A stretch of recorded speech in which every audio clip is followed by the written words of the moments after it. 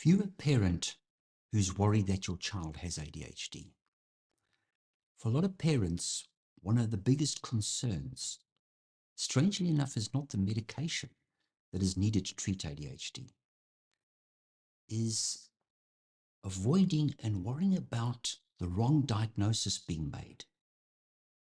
If your child has a serious medical condition or a problem that they need help for, any loving, concerned parents is going to want to do the right thing.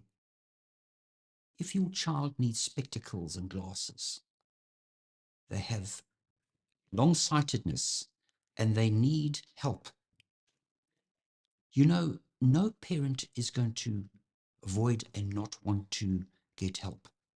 They're going to have no problem getting the right help for their child. And that kind of applies to any condition. If it's a learning problem, you want your child to get the right help. But what worries a lot of parents is that because ADHD is not something you can hold and touch and see and do a blood test for, it's a worry that the wrong diagnosis will be made and their child will go onto medication unnecessarily for the wrong problem. If you're not an expert, and as a layman, as a parent, or even as a teacher, it's very difficult. What I would say to parents is, if you're going to go to the trouble of doing the best thing for your child and getting a diagnosis made, make sure you go to an expert, somebody who's going to take the time, who's going to collect a lot of information. Making an appointment, because often I've seen schools or sometimes a teacher or even a therapist or psychologist will say to parents, go and get a script from your GP. Now, that process of collecting information from the teacher, from all the sources, having both parents in an interview together with your child, that person needs to sit you down and hear your story. Let you tell your own life journey with your child and your own journey as parents. It's a process of eliminating other problems. Is it a learning problem? Is it an anxiety problem? Is it a medical problem?